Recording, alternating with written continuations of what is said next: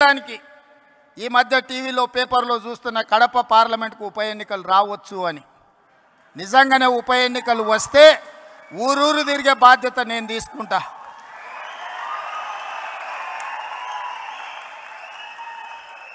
కడప పౌరుషాన్ని ఢిల్లీకు చాటే సందర్భం వస్తే కడప జిల్లా వాసుల తరఫున కాంగ్రెస్ పార్టీ జెండా మోయడానికి గల్లీ గల్లీ తిరగడానికి అక్కడి నుంచే ఎక్కడైతే పోగొట్టుకున్నామో అక్కడనే వెతుక్కోమని పెద్దలు ఏదైతే చెప్పినరో, ఏ కడప జిల్లాలో కాంగ్రెస్ పార్టీకి దెబ్బ తగిలిందో అదే కడప జిల్లా నుంచి కాంగ్రెస్ పార్టీ జెండాను ఎగరేసి ఆ గడ్డ మీద నుంచే పోరాటం మొదలు పెడదాం.